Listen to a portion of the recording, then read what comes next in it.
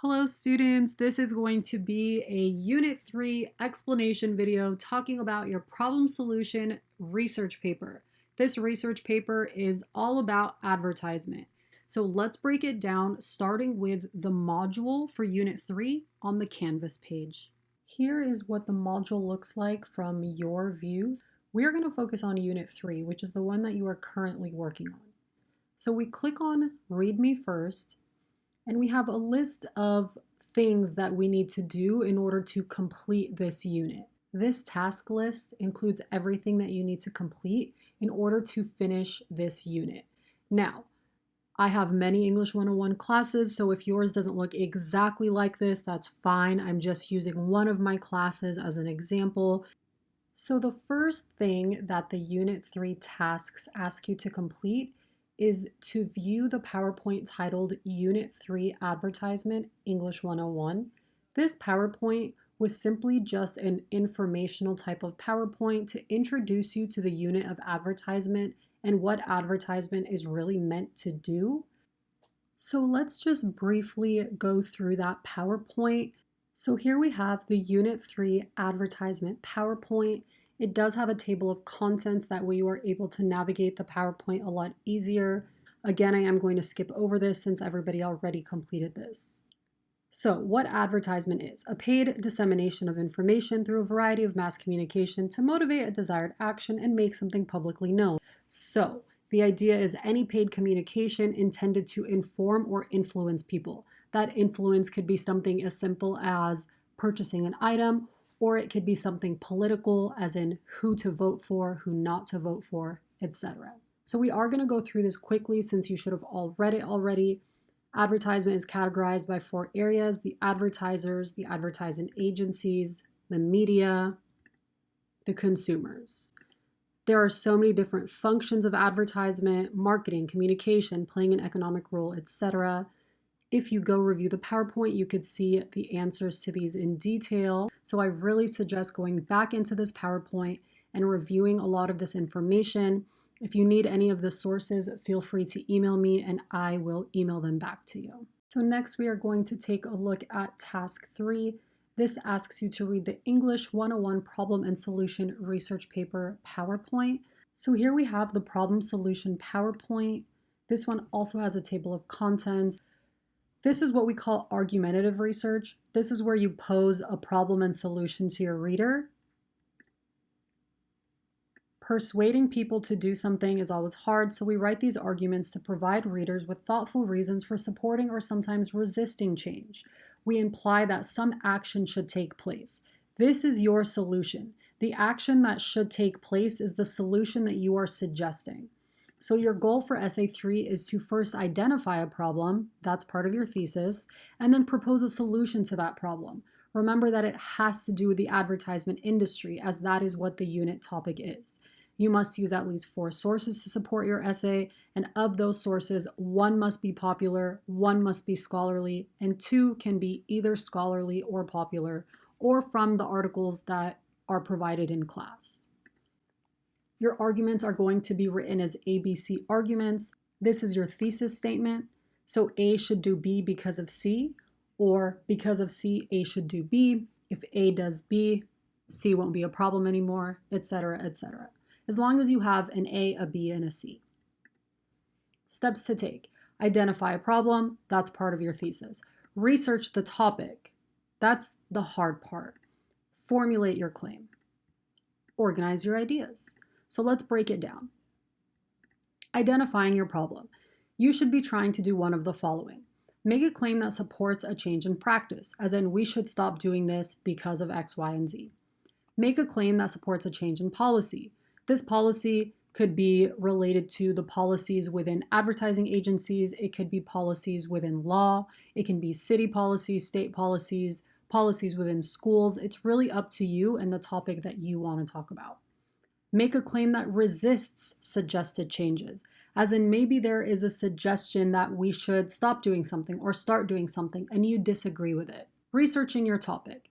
This is going to be discussed in the Research Resources PowerPoint in detail, so I am going to skip over this, but just a little meme for you here. Remember that if you are going to save articles, you need to read them. That is really the only way to fully understand them. Formulating a claim.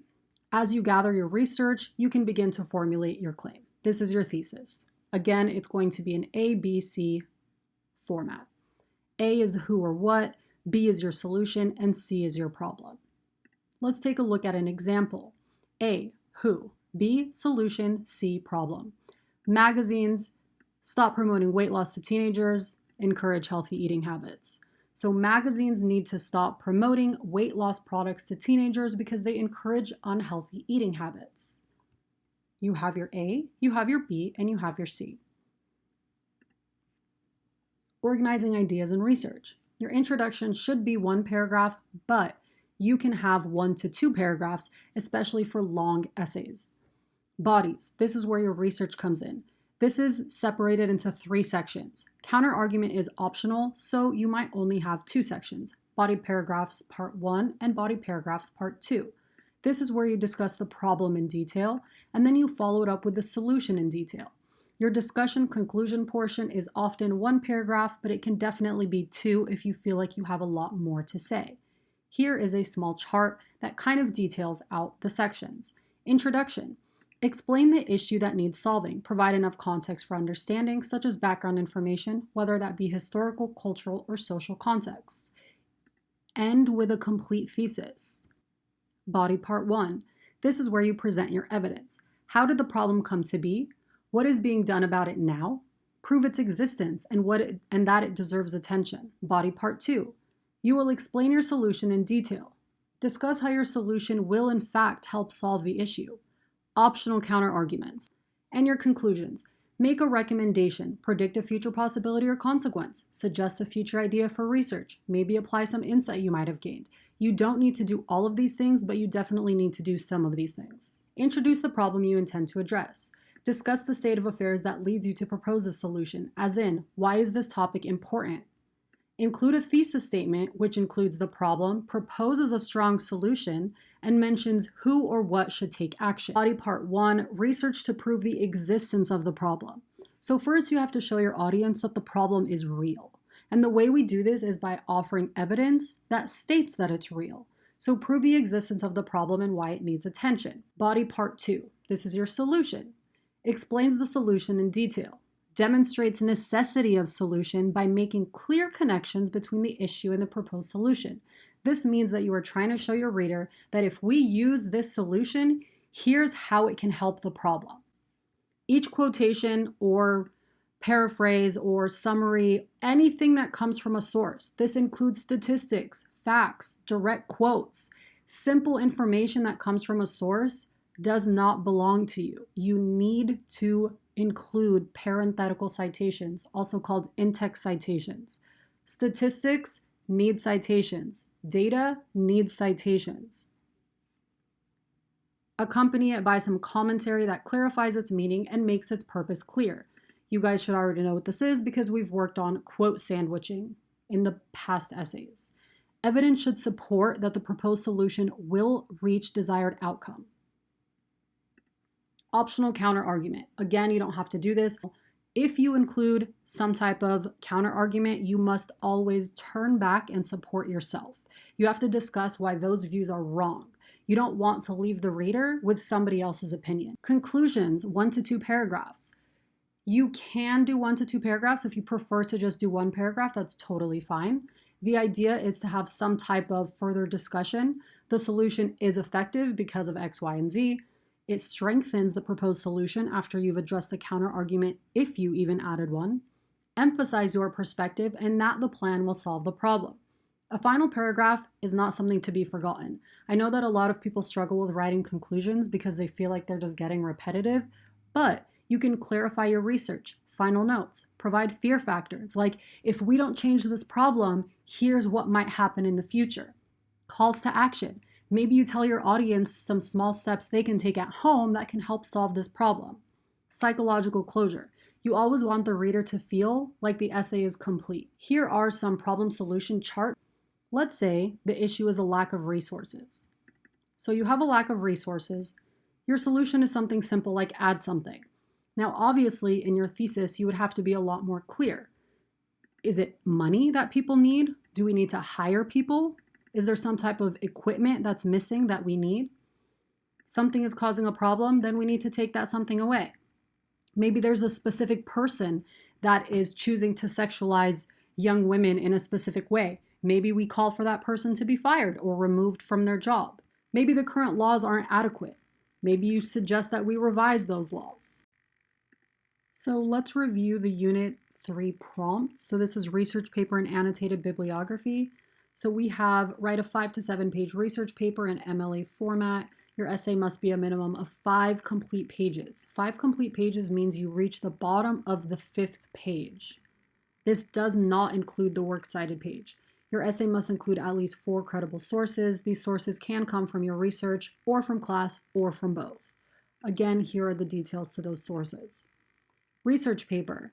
Your essay will research some area in advertisement. Remember, that is the key component here. That is problematic. You should have reviewed topics from the problem solution PowerPoint, which is the thing we just looked at. So you're going to provide a problem in detail, then you are going to propose that solution. The idea is define a problem that needs a solution or describe a need that is not currently addressed. Make a strong thesis that addresses that problem. Show why your proposal will fix the issue.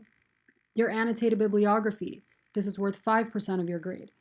Although you have 4 sources in your essay, you will only need to pick 1 for the annotated bib.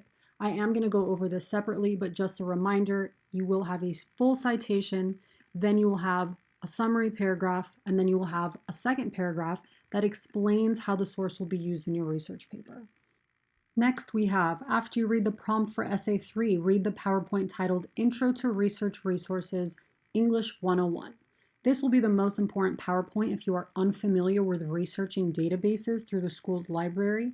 To help, I've added many details and links for you to easily access.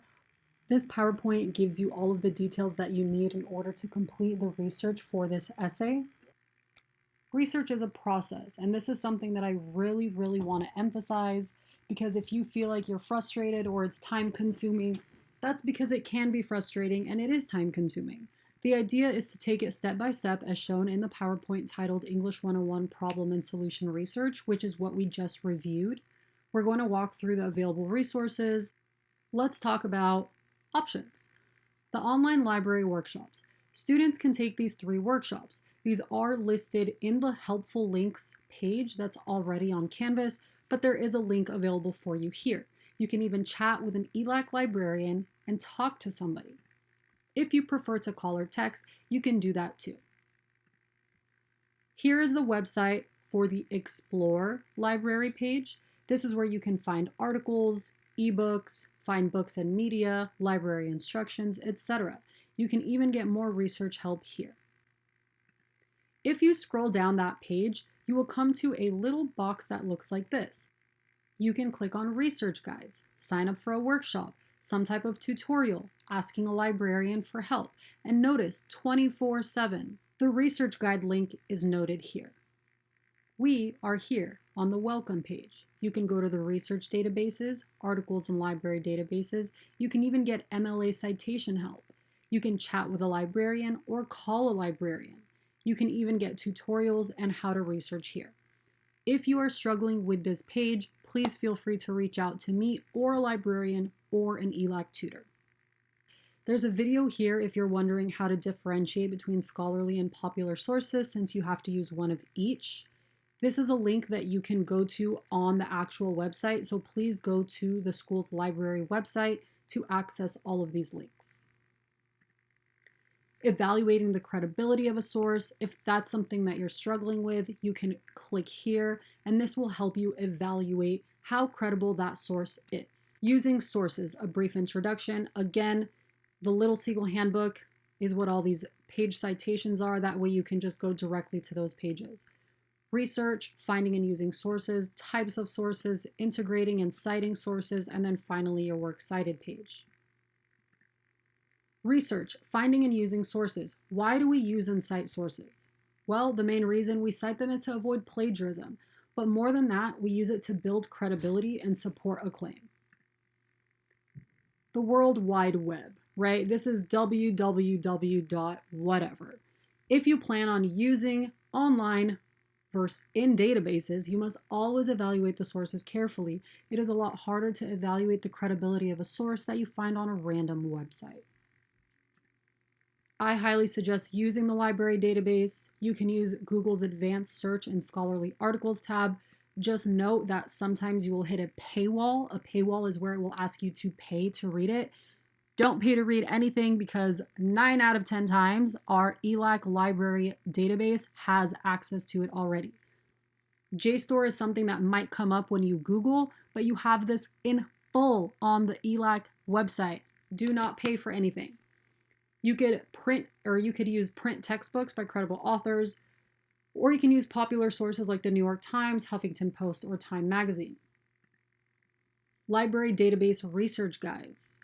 This is all of the databases. You can access any of this. It is part of your tuition. Please utilize these sources. Let's do an example with OneSearch database. This is probably one of the ones that's used most commonly. I think students tend to use OneSearch and EBSCO the most. So let's practice with OneSearch. Here we have step 1. You will come to a screen that says Advanced Search. Click on Advanced Search so that this box down here pops up, because this is the box that we want to fill in all the details. So here we have 1. We've entered advertisement as our field. We have added and tobacco and the United States. So when you click add a new line, you will get this that pops up. You could click the field, you can click contains, and then you could put United States. We have changed the dates from 2010 to 2020. The reason that we generally do this is because more often than not, the most relevant research is within the past 10 years. A lot of times research from 15 plus years ago has been modified, edited, or just simply changes because we've learned more. We have chosen articles as the main type, and we have set the language to English. Here is what you get. This is our result. We can modify it even more by asking it to show only scholarly sources or only popular sources. You can tap the envelope if you see this little envelope emoji up here, and you can email the article link to yourself. You can also tap the ... if you see that right here in the top right corner, and an image below pops up. You will have email, print, citation, or EasyBib, or permalink pop up. You can email yourself the link. You can even email yourself the full citation. But as a suggestion, always make sure that the citation is correct, because sometimes, not often, but sometimes they do copy and paste kind of wonky. Researching takes time. Please do not be discouraged. It is very normal to have to research through dozens of websites and databases to get the information that you need. Types of sources. You'll be looking for scholarly and popular sources, so just remember that you do at least need one of each. If you're wondering the difference, you can watch that video or just review this PowerPoint. Integrating and citing sources. Again, this is mentioned in that short video that I talked about earlier on YouTube. That link is available within the PowerPoints. It's also available under the Helpful Links page on Canvas. Your Works Cited page, again, you can refer to the Little Seagull Handbook, or you can just use websites like OWL Purdue. We have our authors in alphabetical order. Center the title like you would an essay. The Works Cited page continues as the last page of your essay. So imagine you had a 6-page essay. Your Works Cited page would be your 7th page. Everything is double spaced like the entire essay. So here, the only thing hanging left is the first line of each new citation. Generally, it's going to be the last name of the author. Sometimes you have sources that don't have authors, but the idea is the first line hangs to the left. Each line after that is indented. Notice how all of these lines are indented, these 2 lines are indented, etc. So your annotated bibliography is another assignment that you'll have to complete. This asks you to pick one of your 4 mandatory sources. An annotated bibliography entry is made up of 3 things: a citation in MLA format. All you have to do is copy and paste the citation from your Works Cited page, and that's it. It's the exact same citation. The first paragraph is going to be a summary of said article, 5 to 6 sentences minimum. And then the second paragraph is going to discuss the importance and value to the essay. Again, 5 to 6 sentences minimum. An annotated bibliography is not as complicated as it may seem. Bibliography is just another word for works cited, and annotated just means to add notes to. So the adding notes is going to be the 2 paragraphs that you're writing. So here you have your complete citation. You can use your textbook, the handbook, or the OWL Purdue website for help. You can use the library databases as well. And then you're going to follow it up with a summary and then follow it up with how this source helps your essay paragraph. So let's take a look at some examples. Here we have this sample source from CNN. We have our author here. We have the title of our article here. So here we have paragraph 1 summary. Next, we have paragraph 2, explain the source's value to your essay or to your research. This is what your annotated bibliography entry should look like. So since this is being submitted as its own assignment, you should have a header in the top left corner. Your last name and page number are still in the top right corner. You will center your title, annotated bibliography. The only thing hanging left is the first line of your citation. Every single line after that is going to be indented. Notice that nothing hangs left, just your top left header and the first line of your citation. Your first paragraph goes here, enter a space, and then your second paragraph goes here. That's it. If you need additional help with your annotated bibliographies, go to the MLA citation help on the library website. If you are looking for additional resources because you don't have the textbook or handbook, you can use the OWL Purdue links that are inside of the PowerPoint. So next we have our Source Integration English 101 PowerPoint. This PowerPoint is going to help you synthesize multiple sources. Again, this is an important factor in essay number 3. This link is going to explain to you how to do it. So I think you should both review the PowerPoint and then watch this video. So first, let's take a look at the PowerPoint. This PowerPoint is titled Integrating Multiple Sources into an Essay. Again, it has a table of contents. First, it starts with how to use direct quotes. Then it talks about different types of quoting. Then it goes into quotes within a source, how to paraphrase, when to cite your paraphrases, quote sandwiching, attribution words, an example, another example, how often you introduce a source, when to cite and who to cite and what to put in the citations, synthesizing your sources, and here is the video. So that video is available to you via the YouTube link. I highly suggest watching it as it is very useful. Lastly, we are going to review the research paper suggested outline handout. Again, I highly suggest using this if you're struggling with how to organize your paper. So here we have the outline structure that you can use. Here is a small version of it, introduction, bodies, and conclusions. But I suggest going through this one step at a time since it does detail all of the different things you will need. In your introduction, it asks you to introduce the problem and include your thesis. If you're struggling with how to introduce the issue, there are a list of options here. Your body should do the following. Each quotation or paraphrase needs to be accompanied by commentary. You do not want to re-explain something to a reader. The idea is to explain why it matters. Justify its purpose, connect it to the main claim, make its significance clear. Example body paragraph structure.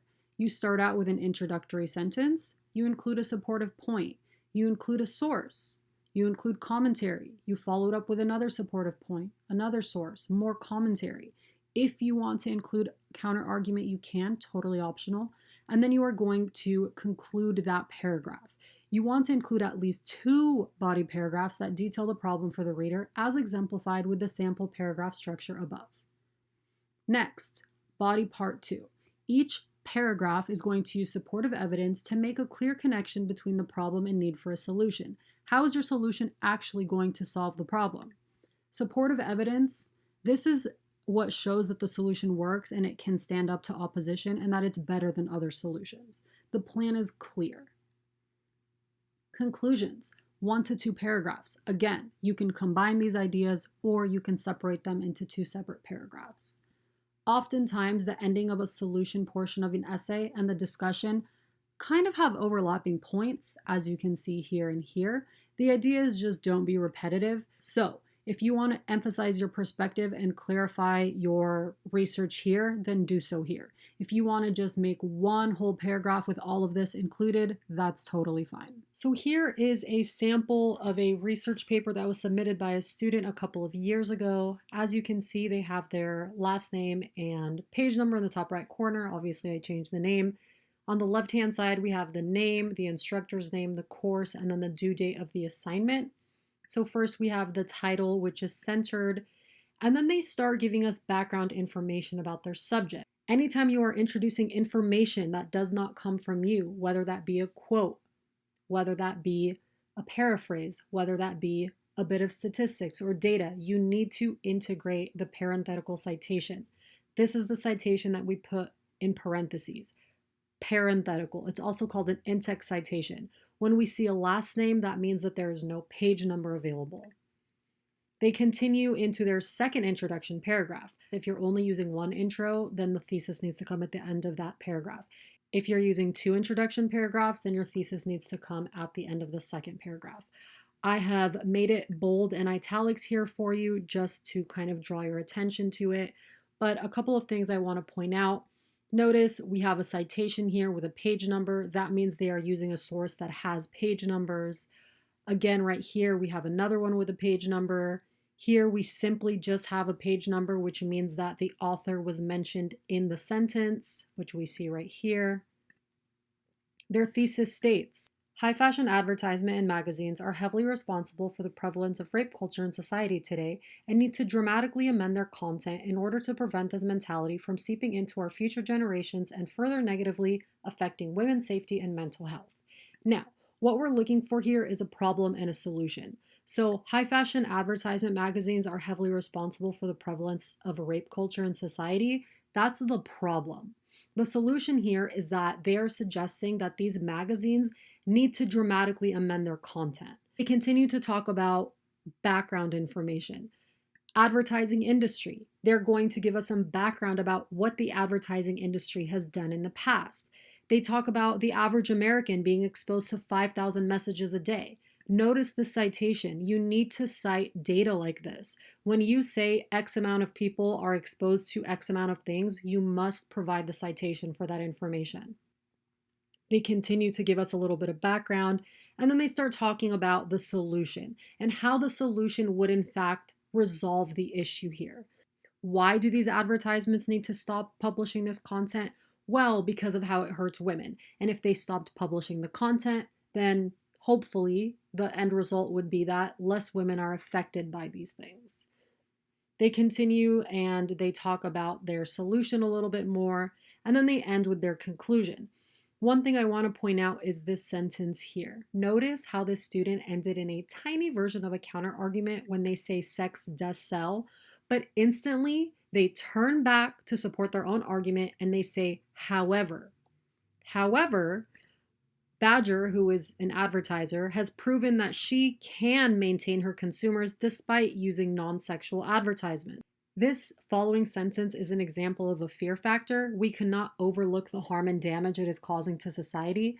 This is the writer speaking to the audience, letting them know that, hey, this important topic needs to be dealt with because it is damaging to society and we can't just let it go anymore. Then they end with, it is time the world realizes that women aren't sexual objects.